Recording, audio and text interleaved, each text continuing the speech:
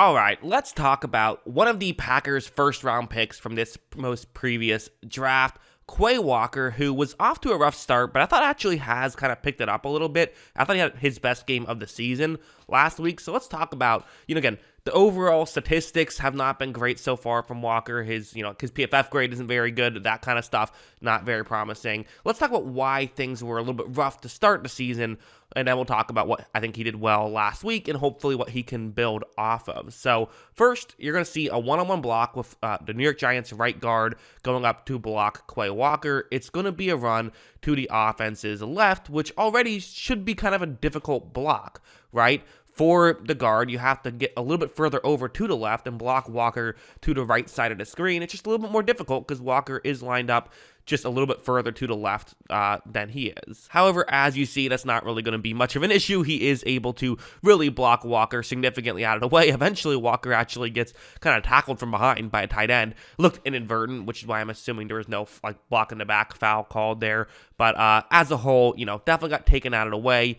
And this is what we've seen from Walker. His run defense in particular has not been great this season. He will get blocked out of the way. There's other issues at play with Walker. It's not just getting blocked out of the way. He's also missed some assignments. That's an issue he had in college. This plays another example of just, again, not great play from Quay Walker is, I think, reasonable to call it. It's now the left guard going up to block Walker.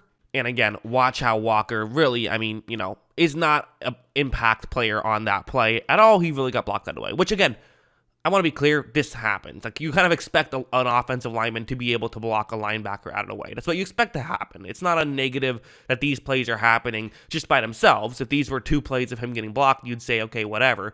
It's the fact that he's losing consistently is, I think, fair to say. At least it was fair to say before last week. And I'm not going to say last week he was a monster, but he just looked a little bit better. So let's talk about last week against Washington. First, let's continue with the running game because that's what we started with, and we'll show this play. So one of the things that I noticed about really all those Georgia players in general is that they were so kind of, specifically built for one thing. So some teams have drafted one of those players and then only asked them to do that one thing. I think about, Jordan Davis with the Philadelphia Eagles. He was kind of a one-trick pony with a great trick, and the Eagles have drafted him and kind of just had him do that, and it's been successful. For Walker, it seemed like he was great at when plays were funneled to him, being able to kind of just make the tackle and do his job that way. But when he had to kind of go above and beyond, didn't do a great job of it in college, and it seemed like the Packers are banking on they can be able to teach him how to do that stuff, and just he'll grow into a better player, kind of more of a guy who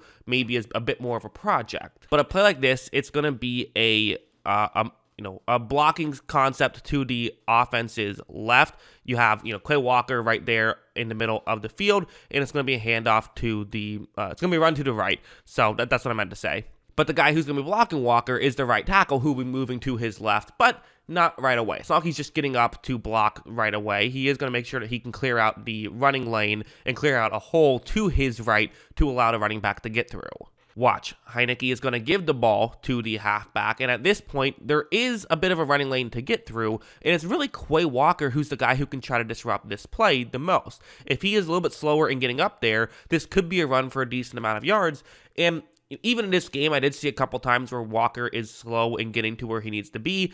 In college, he was just really slow in getting to where he needs to be. That was just an issue he had in college, and it's been an issue he had early on this season. However, here, watch him really get over there quickly and be able to kind of clog up that running lane. So that's what I like to see from Walker. He's growing as a player. Listen, just because he wasn't maybe great coming out of college, and I didn't love him coming out of college, doesn't mean you can't get better as a player. I'm still not willing to sit here and say he is a superstar just yet, or even he's a good player just yet. He still has a lot more to do, but I'm seeing him take steps in the right direction, and for a project rookie, that's kind of all you can ask for, in my opinion.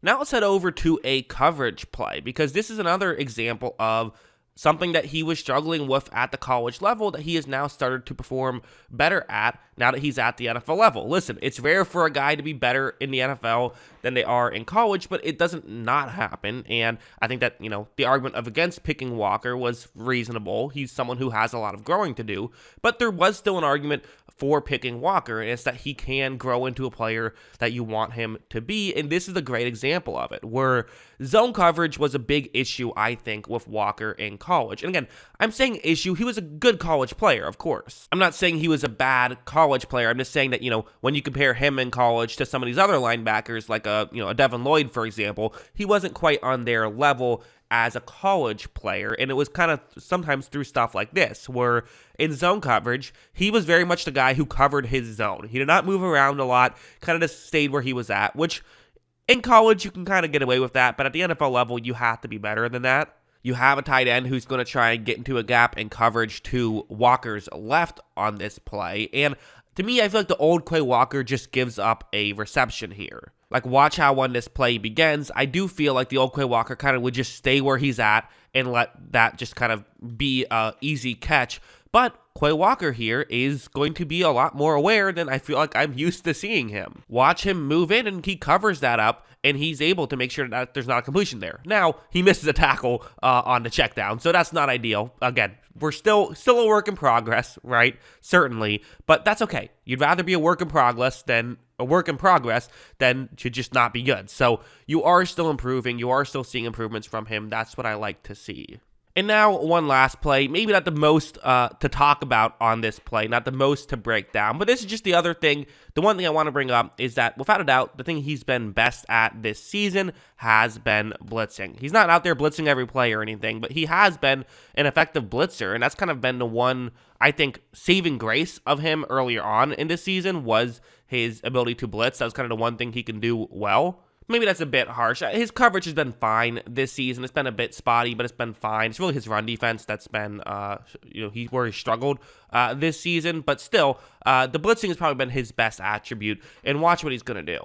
I mean, watch him really do a great job at rushing in and being able to, didn't create a tackle or didn't create a sack, anything like that. But he did a great job of just getting in there and being in position to where had Heineke had to hold on to the ball for a little bit longer, who knows, that might be a sack. And also, for all we know, part of why Heineke kind of missed that throw was he had to hurry it because he saw Walker coming. Maybe not, we can't say for certain, but still, if you're a Quay Walker fan, you'll give him the credit for that. Sure, why not? So, as a whole, how do we feel about Quay Walker as of right now?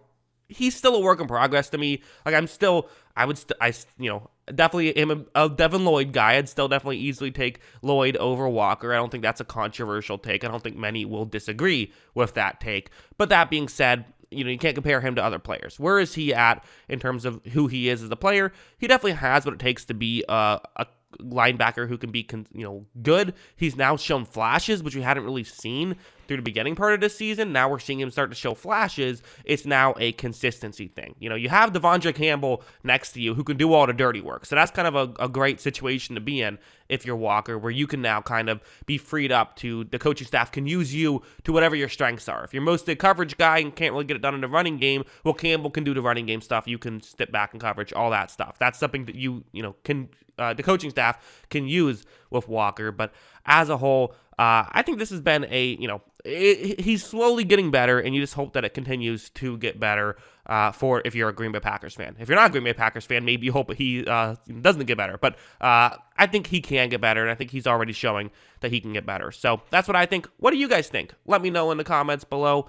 Always love hearing from you. And of course, as always, thanks for watching.